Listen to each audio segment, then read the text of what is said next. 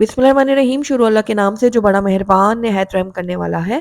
अस्सलाम वालेकुम, welcome to my kitchen. आलू के पराठे खाना किसको पसंद नहीं होते और आलू के पराठे बहुत ज़्यादा ऊपर से क्रिस्पी हो, खस्ता हो और अंदर से इसकी स्टफिंग बहुत ज़्यादा चटपटी हो तो मज़ा ही आ जाए। आप इन पराठों को सर्व कर सकते हैं बटर के साथ, अचार के साथ, रायते के साथ, इसके अलावा चटनी के साथ भी ये बहुत ज़्यादा मज़ेदार लगते हैं। तो मैं आपको ये देखिए अंदर से दिखाना चाहूँगी कि ये आलू की स्टफिंग कितनी अच्छी तरह से स्प्रेड हुई है। ये देखिए।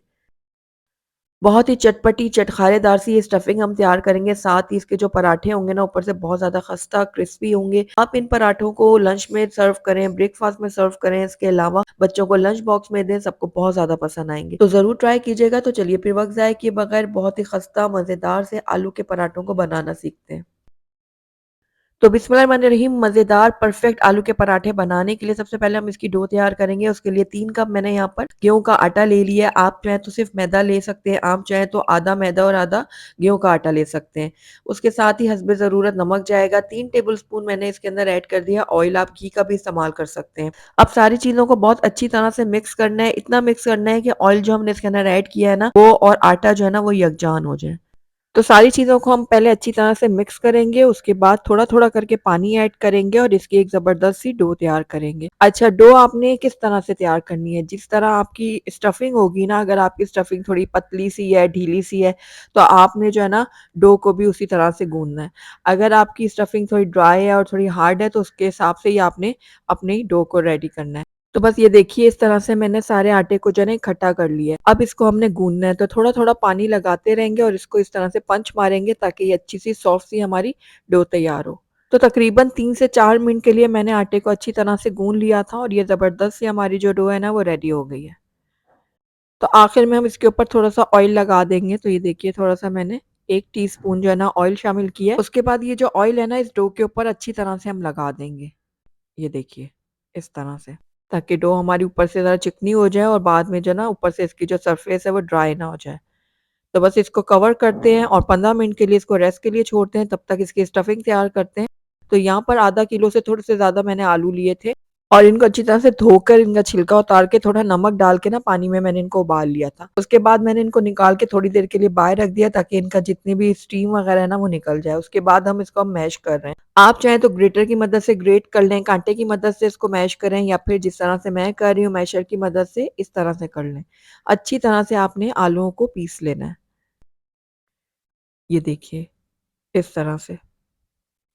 अब इसके अंदर कुछ मसाले हम ऐड करेंगे। सबसे पहले मैंने इसके अंदर बारीक चॉप की हुई हरी मिर्चें शामिल की हैं। ये आप अपने टेस्ट के अकॉर्डिंग डाल सकते हैं। मैंने 2 ली थी, बड़े साइज़ की थी ये हरी मिर्चें और थोड़ी तीखी भी हैं। 2 टेबलस्पून भरकर मैंने बारीक कटा हुआ पुदीना इसके अंदर ऐड किया और ये आपने ज़रूर ऐड करना है। इससे आपके पराठों का टेस्ट भी अच्छा बनेगा, दूसरा आपके पराठों को ये हज़म भी करेगा। 2 ही टेबलस्पून बारीक कटा हुआ इसके अंदर हरा धनिया जाएगा।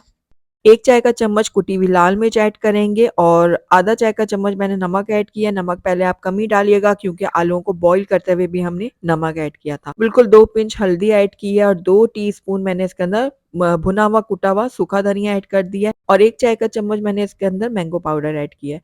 अब सारी चीज़ों को ना अच्छी तरह से आपने मिक्स करना है। अच्छा, इसके अंदर जो आपने धनिया पाउडर डालना है ना वो थोड़ा-सा दरदरा सा डालना है, यानी कि पहले उसको आप तवे के ऊपर हल्का-सा भून लें, उसके बाद इसको मोटा-मोटा कूट के ऐड करें। उससे आपके पराठों का जो टेस्ट है ना वो नेक्स्ट लेवल तक चला जाएगा। तो बस अब सारे मसालों को आलूओं में मिक्स करने के बाद इसको कवर करके एक तरफ रखते हैं, चलते हैं अपनी डो की तरफ। यहाँ पर देखिए हमारी डो भी बिल्कुल अच्छे से रेडी हो गई है। तो बस एक दफ़ा मैं ऊपर-नीचे इसको कर लेती हूँ ताकि ये स्मूथ हो जाए। तो ये लीजिए बहुत ही ज़बरदस्त सी हमारी पराठों की जो डो है ना बिल्कुल रेडी हो गई है। मैं आपको दिखाती हूँ नज़दीक से भी। ये देखिए। बहुत ही स्मूथ सी हमारी डो रेडी हुई है। बस अब इसके छोटे-छोटे से पेड़े रेडी करेंगे। जितने बड़े आपने पराठे बनाने हैं, उस हिसाब से आप पेड़े रेडी कर लें। तो बस अब इसके ऊपर मैंने थोड़ा-सा खुश्क आटा लगा दिया है और इसको किनारों से हम थोड़ा-सा बढ़ाएँगे और इसकी हम गोल रोटी बना लेंगे। तो बस ये देखिए इस तरह से किनारों पे ज़ोर देते हुए हम इसकी एक रोटी तैयार करेंगे। पराठे की एक साइड जो है वो रेडी हो गई है। ये देखिए इसको एक तरफ रखते हैं। इसी तरह से मैंने दूसरा पेड़ा ले लिया था, इसको भी मैंने थोड़ा-सा खुश्क आटा लगा के किनारों से बढ़ा लिया है। इसकी भी हम एक गोल रोटी बेल लेंगे। ये देखिए, इस तरह से। तो पराठे की दूसरी साइड भी हमने अच्छे से बेल ली है। तो बस अब इसके ऊपर रख देंगे आलू की स्टफिंग। जितने आलू आपको पसंद है पराठे के अंदर उस हिसाब से आप इसमें आलू डालें और इस तरह से स्प्रेड कर लें। ये देखिए। बहुत ज़्यादा किनारों तक भी आपने आलू नहीं ले जाने, जब आप इसको बेलेंगे ना तो खुद ब खुद चले जाएँगे किनारों तक। तो बस ये देखिए इस तरह से मैंने आलू इसके ऊपर डाल दिए हैं, थोड़ा-सा हम इसमें देसी घी डालेंगे ताकि अंदर की जो स्टफिंग है वो ड्राई ना बने। दूसरी साइड पराठे की लेंगे और इस तरह से इसको ऊपर रखेंगे और किनारों से इसको दबा देंगे। ये देखिए, इस तरह से अच्छी तरह से दबाना है। उसके बाद थोड़ा-सा खुश्क आटा इसके ऊपर हम लगाएँगे, दोनों साइड पर और इसको हल्के हाथों से बेल लेंगे। जब हम इस तरह से हल्का-हल्का इसको बेलते हैं ना, तो फिर स्टफिंग जो आलू की है ना, वो किनारे तक खुद ब खुद चली जाती है। तो बस आपको केयरफुली ये काम करना है। बहुत ज़्यादा प्रेस नहीं करना, हल्के हाथों से इसको ज़ोर देना है। तो बस ये आलू का पराठा हमारा बिल्कुल रेडी हो गया सिकने के लिए, तो चलिए अब इसको अब हम सेक लेते हैं। तो दूसरी तरफ मैंने यहाँ पर तवा गरम करने के लिए रखा हुआ था। अब ये आलू का पराठा इसके ऊपर हम डाल देंगे और इस तरह से हल्के हाथों से इसको प्रेस करेंगे ताकि ये इवन हो जाए। उसके बाद कुछ सेकंड के लिए हम एक साइड से इसको पकाएँगे। जैसे ही ये हल्का-सा पकना शुरू होगा तो इसकी साइड जो है ना हम चेंज कर देंगे, इस तरह से। दूसरी साइड से भी हम कुछ सेकंड के लिए इसको पकाएँगे और उसके बाद दोबारा से इसको हम टर्न करेंगे। अब इसके ऊपर हम लगाएँगे देसी घी। आप चाहे बटर लगाएँ, आप चाहे बनास्पति घी लगाएँ, वो आपकी मर्ज़ी है।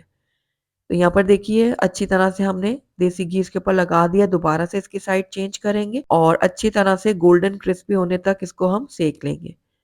तो हल्का-हल्का आप चम्मच की मदद से इसको प्रेस भी करते जाएँ ताकि एक जैसा कलर आए पराठे के ऊपर। आपने अगर बहुत ज़्यादा क्रिस्पी पराठा खाना है ना तो बिल्कुल लो फ्लेम में आप इसको पकाएँ। अगर आपको बिल्कुल सॉफ्ट पराठा चाहिए तो फिर आप इसको मीडियम हाई फ्लेम पे पकाएँ। तो ये देखिए एक साइड से हो गया, इसको अब हम पलट लेते हैं और दूसरी साइड से भी इसी तरह से चम्मच की मदद से थोड़ा घी लगाते हुए सेक लेंगे, इस तरह से। तो दोबारा से आप इसको हल्का-हल्का सेकते जाएँ ताकि दूसरी साइड से भी हमारा बहुत अच्छा कलर आए। तो आखिर में थोड़ा-सा हमने घी इसके ऊपर और लगा दिया है, इससे और अच्छा टेस्ट आएगा।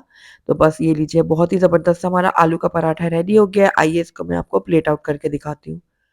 तो माशाल्लाह से बहुत ही खस्ता, बहुत ही मज़ेदार सा हमारा ये आलू का पराठा बन के तैयार हो गया है, जिसको हम सर्व करेंगे अचार और ग्रीन रायते के साथ। बहुत ही टेस्टी, बहुत ही मज़ेदार होता है, तो एक बार आपने मेरी रेसिपी को ज़रूर ट्राई करना है। बच्चों को लंच बॉक्स में बना के दें, ब्रेकफ़ास्ट में बनाएँ, लंच में बनाएँ, हर टाइम ये बहुत ज़्यादा मज़ेदार लगते हैं। तो अगर आपको मेरी आज की रेसिपी अच्छी लगी है, तो इसको लाइक भी ज़रूर कीजिएगा और मेरी वीडियो को शुरू से एंड तक देखने का आपका बहुत-बहुत शुक्रिया। Thank you for watching. Allah हाफ़िज़।